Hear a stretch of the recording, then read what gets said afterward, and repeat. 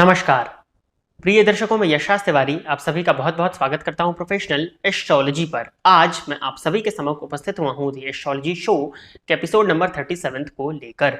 दी astrology show में मैं आप सभी दर्शकों के द्वारा पूछे गए प्रश्नों के जवाब देता हूं। वो प्रश्न ज्योतिष से संबंधित हो सकते हैं, पूजा पाठ से संबंधित हो सकते हैं, आपकी जन्म कुंडली की प्लैनेटरी पोजीशन को आप समझना चाहते हैं, कोई भी प्रश्न आपके मन में ज्योतिष से संबंधित, हमारी ऑकल्ट साइंस की फील्ड से संबंधित, ज्योतिषीय उपाय से संबंधित आपके मन में उत्पन्न होता है, तो आप उन प्रश्नों के जवाब मुझसे इस कार्यक्रम के माध्यम से पा सकते हैं। क्या करना होगा आपको अपने प्रश्नों को पूछने के लिए? इसी वीडियो के कमेंट सेक्शन में जाकर के अपने नाम के साथ में अपने एक स्पेसिफिक प्रश्न को दे दीजिए। इसके बाद में दी एस्ट्रोलॉजी शो के जो भी एपिसोड्स आते हैं, उन एपिसोड्स में मैं आप सभी दर्शकों के द्वारा पूछे गए प्रश्नों के जवाब को लेकर के उपस्थित हो जाऊंगा। यदि आप इस वीडियो को देखते हैं और अगर आपको वीडियो पसंद आता है तो आप इस वीडियो को लाइक करिए, साथ ही साथ इस चैनल को सब्सक्राइब करिए, ताकि इन फ्यूचर जो भी कंटेंट मेरे द्वारा इस चैनल पर अपलोड किया जाता है उसका नोटिफिकेशन आपको मिलता रहे। अब हम बिना विलंब किए अपने आज के इस कार्यक्रम की शुरुआत करते हैं। और आज के इस कार्यक्रम का जो पहला प्रश्न है ये संदीप मारदिया जी का है। इन्होंने पूछा है कि सर, रुद्राक्ष धारण करने की विधि बताइए। देखिए, रुद्राक्ष धारण करने की विधि ये सबसे पहले तो निर्भर करता है कि आप किस ग्रह के लिए पहन रहे हैं। सबसे पहले मैं आपको ये बता देता हूं कि सूर्य के लिए एक मुखी रुद्राक्ष, चंद्रमा के लिए दो मुखी रुद्राक्ष, मंगल के लिए तीन मुखी रुद्राक्ष, बुध के लिए चार मुखी रुद्राक्ष, गुरु के लिए पंचमुखी रुद्राक्ष, शुक्र के लिए छह मुखी रुद्राक्ष, शनि के लिए सात मुखी रुद्राक्ष, राहु के लिए आठ मुखी और केतु के लिए नौ मुखी रुद्राक्ष धारण किया जाता है। अब देखिए, यदि आप सूर्य के लिए पहन रहे हैं तो जो मैं विधि बताने जा रहा हूं वो रविवार के दिन होगी। चंद्रमा के लिए पहन रहे हैं तो जो विधि मैं बताने जा रहा हूं वो सोमवार के दिन होगी। यदि आप मंगल के लिए पहन रहे हैं तो विधि मंगलवार के दिन होगी। बुध के लिए पहन रहे हैं तो बुधवार के दिन होगी। गुरु के लिए पहन रहे हैं तो गुरुवार के दिन होगी। शुक्र के लिए पहन रहे हैं तो शुक्रवार के दिन होगी। शनि के लिए पहन रहे हैं तो शनिवार के दिन होगी। राहु के लिए पहन रहे हैं तो शनिवार के दिन होगी। केतु के लिए पहन रहे हैं तो बुधवार के दिन होगी। शनिवार के दिन भी आप कर सकते हैं। अब रुद्राक्ष को धारण करने की विधि बहुत सिंपल है।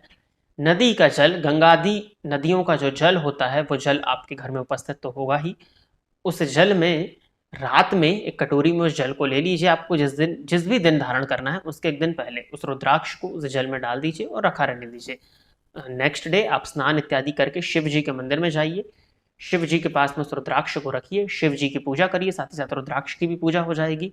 और फिर शिव जी से स्पर्श करा करके उस रुद्राक्ष को अपने गले में, हाथ में, आप जहां भी धारण करना चाहते हैं धारण कर लीजिए।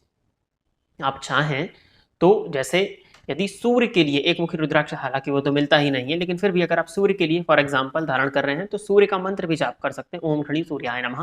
बाकी यदि आप शिव जी से स्पर्श करा देंगे तो वैसे रुद्राक्ष में ऑलरेडी एनर्जीज होती हैं, शिव जी से आप स्पर्श करा देंगे तो वो और चार्ज हो जाएगा। तो यही विधि होती है। अगला प्रश्न जो है ये मंगेश रैकर जी का है। इन्होंने पूछा है कि मेरा धनु लग्न है, पंचमेश मंगल, ठीक है, राहु के साथ तीसरे स्थान में और तृतीयेश शनि पंचम भाव में, इसका क्या फल है? मेरी शनि दशा कैसी जाएगी? धनु लग्न में 9, 10, 11 तो तृतीयेश होगा शनि, ठीक है, पंचम में बैठे हैं। और पंचमेश बनते हैं मंगल, जो कि जाके बैठे हैं तीसरे भाव में राहु के साथ में। तो पंचमेश का तृतीय में जाना, मंगल का तीसरे में जाना तो अच्छा है। राहु भी तीसरे भाव में कारक है, मंगल और राहु के बीच की दूरी को देखना होगा, नहीं तो अंगारक योग अगर बन जाएगा तो तीसरे भाव में अंगारक योग ठीक तो है, छोटे भाई बहनों के साथ संबंध खराब, ये छोटे भाई बहनों को परेशानियां देता है, परंतु ठीक है, आपके क्रोध के दिखता है, लेकिन ये मंगल और राहु दोनों ही ग्रह तीसरे भाव में कारक होते हैं तो इसको तो अच्छा माना जाएगा। दिक्कत है पंचम भाव में नीच राशि में जो शनि बैठे हैं। वैसे तो धन भाव का स्वामी यदि पंचम भाव में जाके बैठे तो महाधनी योग होता है, परंतु शनि का पंचम भाव में रिजल्ट वैसे भी कोई बहुत ज्यादा अच्छा आता नहीं है। दूसरी चीज, नीच राशि में यदि वो वहां पर बैठे हुए हैं तो कहीं ना कहीं ये शनि आपको कष्ट प्रदान करेंगे, दाम्पत्य के सुख में कमी, बड़े भाई बहनों के सहयोग में कमी को प्रदर्शित करते हैं, कुटुंब का साथ जो मिलना चाहिए वो नहीं मिल पाता, विलंबित संतान को ये प्रदर्शित करते हैं, तो कहीं ना कहीं परेशानी है। शनि की दशा कैसी जाएगी आपने पूछा है, वो आपसे मेहनत कराएगी और अपनों की असलियत आपको दिखा देगी। शनि की दशा में ठीक ठाक जीवन में कहूंगा लाभ होता रहेगा, परंतु हर चीज जीवन काल में विलंबित होगी। परंतु उसके बाद भी शनि की दशा को आप एवरेज मानिए, आप बहुत अच्छा नहीं मान सकते हैं। बहुत ज़्यादा बुरा मैं इसलिए नहीं कह रहा हूँ क्योंकि त्रिकोण अथवा त्रित्रिकोण में अगर पापा ग्रह जाते हैं तो वो स्वतः शुभ फल प्रदाता हो जाते हैं, उस भाव को जरूर कमजोर कर देते हैं। तो दशा जो है वो एवरेज मिली जुली जाएगी, ना बहुत अच्छी ना बहुत खराब। अगला प्रश्न जो है तनवारा खतून जी का है कि हेलो, केतु की अंतरदशा हमें कैसा रिजल्ट देती है, मीन्स पॉजिटिव नेगेटिव क्या क्या होता है, और केतु जहां दृष्टि डालेंगे उसका रिजल्ट क्या होगा। देखिए केतु की दृष्टि में विच्छेद नहीं होता है, इस चीज को समझ लीजिए। तो केतु जिस भी भाव पर दृष्टि डालेंगे वो बहुत ज्यादा मायने का विषय नहीं है। हाँ, केतु जिस भी भाव पर दृष्टि डालेंगे, क्योंकि केतु क्या होते हैं, राहु की दृष्टि से दृष्ट रहते हैं, और जिस भी भाव पर दृष्टि डालते हैं वहां पर पोजेशन मंगल की तरह उत्पन्न करते हैं या अग्नि की स्थिति उत्पन्न करते हैं, यदि और भी सूर्य मंगल का प्रभाव हो तो। अगर सिर्फ केतु की दृष्टि है तो कोई बहुत ज्यादा दुष्प्रभाव उसकी दृष्टि उनकी दृष्टि से नहीं आता है। अब आपने पूछा केतु के अंतरदशा हमें कैसा रिजल्ट देती है, तो मेनली केतु के अंतरदशा में कंफ्यूजन बहुत ज्यादा होते हैं, क्योंकि केतु का सर नहीं है ये माना जाता है। तो केतु कंफ्यूजन भ्रम का कारक है, तो कंफ्यूजन क्रिएट करता है, केतु की महादशा में कंफ्यूजन होते हैं। स्पिरिचुअल ग्रोथ भी केतु की महादशा में देखने में मिलती है यदि केतु की स्थिति अच्छी हो तो। अब हमको ये देखना होगा कि केतु छाया ग्रह है, तो केतु जिस राशि में बैठे उस राशिपति की स्थिति कैसी है, वो ग्रह आपकी कुंडली में कारक है अथवा नहीं। यदि केतु जिस राशि में बैठे उसका राशिपति अच्छा है तो केतु की महादशा में स्पिरिचुअल प्रोग्रेस मिल सकती है। इसके बाद में बारी आती है केतु किसके नक्षत्र में बैठे हैं। यदि केतु गुरु इत्यादि के नक्षत्र में बैठे हुए हैं तो केतु की महादशा को बहुत अच्छा माना जाएगा और व्यक्ति को स्पिरिचुअली इंक्लाइंड करेगी, धार्मिक कार्यों में उस व्यक्ति का मन लगेगा, तो ये कहीं ना कहीं बढ़िया माना जाएगा केतु की महादशा को। परंतु यदि केतु की पोजीशन अच्छी नहीं है तो केतु की महादशा में भ्रामक रोग हो सकते हैं, नाना प्रकार के भ्रम हो सकते हैं, व्यक्ति को नजर लग सकती है, तंत्र टोने टोटके के प्रभाव में ऐसे व्यक्ति शीघ्र आ जाता है, बहुत जल्दी नजर लग जाती है, काम बनते बनते बिगड़ जाते हैं, किसी से जरा सा जिक्र कर दिया अपनी बात का उसको तुरंत नजर लग गई और काम होते होते रह जाता है। तो केतु की महादशा या अंतरदशा इसको देखना होता है। अच्छा, अंतरदशा की अगर बात करें तो महादशा नाथ के साथ में केतु का संबंध कैसा है इसको भी देखना होगा। तो ये जन्म कुंडली में देख करके समझने का विषय है, क्योंकि अगर हम 9 ग्रहों में से सबसे ज्यादा अनप्रिडिक्टेबल प्लैनेट की बात करें तो वो केतु ही है। बड़े बड़े ज्योतिषियों की भविष्यवाणी को बदलने वाला जो ग्रह होता है वो केतु ही होता है। तो केतु को बकायदा पॉइंट बाय पॉइंट कुंडली को देख करके एक एक चीज को केतु किसकी दृष्टि से दृष्ट है ये भी देखना होता है।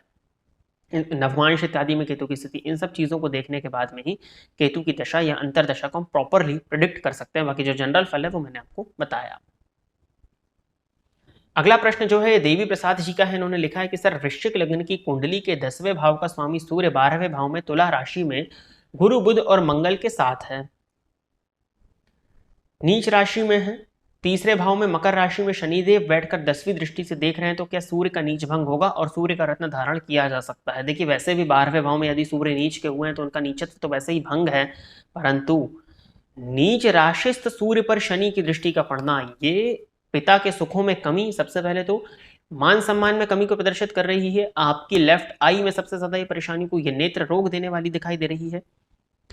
स्वास्थ्य में परेशानी, जोड़ों में हड्डियों में दर्द की शिकायत पिता के साथ पूरी तरह से संबंधों को ये खराब करती हुई दिखा रही है, तो ये इसको अच्छा नहीं माना जाएगा। और सूर्य का रत्न धारण बिल्कुल भी नहीं किया जा सकता है, क्योंकि 12वें भाव में वो ऑलरेडी नीच राशि में बैठ करके शनि की दृष्टि से दृष्ट हुए हैं। फलस्वरूप आप सूर्य के रत्न की तरफ विचार ना करें।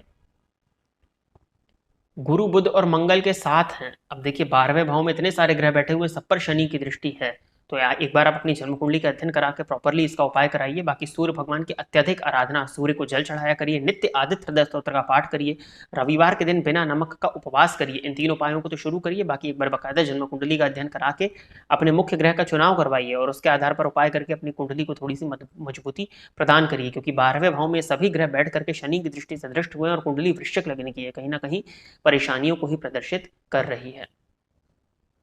आगे बढ़ते हैं। अगला प्रश्न जो है ऋतिक कुमार राय जी का है, इन्होंने लिखा है कि सर तुला लग्न, शुक्र 9.5, सन 0 degree and Rahu 0 degree in 10th house, कितने ग्रहों की डिग्री दी हुई है। षडबल में सबसे बली शन, फिर शुक्र, फिर गुरु, फिर मंगल, बुध, मून, शनि, तो क्या ये सारे कॉम्बिनेशन मेडिकल की पढ़ाई में। ये देखिए ये आपने नाम बदल के प्रश्न दिया है, ये आपने नाम बदल करके प्रश्न दिया है और इसका प्रश्न में इस प्रश्न का जवाब मैं पहले भी दे चुका हूं।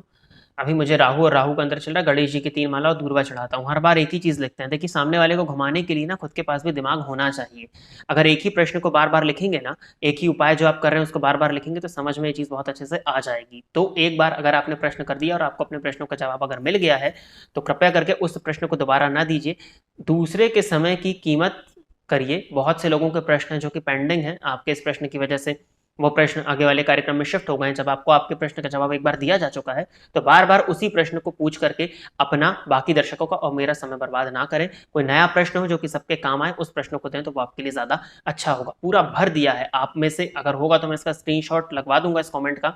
जो दर्शक देख रहे हैं देखिए कि किस तरह से इन्होंने कॉमेंट दिया, हर ग्रह की डिग्री पॉइंट में षडबल की स्थिति लिख करके दी। इस तरह से आप दी एस्ट्रोलॉजी शो में प्रश्न करेंगे तो फिर तो पता नहीं क्या ही होगा। तो प्रिय दर्शकों, इतने ही प्रश्न आप सभी दर्शकों ने किए थे और इतने ही प्रश्नों का जवाब लेकर के दी एस्ट्रोलॉजी शो के एपिसोड नंबर 37 में मैं आप सभी के सम्मुख उपस्थित हुआ था। आशा करता हूं कि जितने भी लोगों के प्रश्नों के जवाब मैंने इस कार्यक्रम में दिए वो सभी संतुष्ट होंगे। यदि आप भी अपने प्रश्न को इस कार्यक्रम में सम्मिलित कराना चाहते हैं तो आप अपने नाम के साथ में अपने एक स्पेसिफिक प्रश्न को इसी वीडियो के कमेंट सेक्शन में दे दीजिए।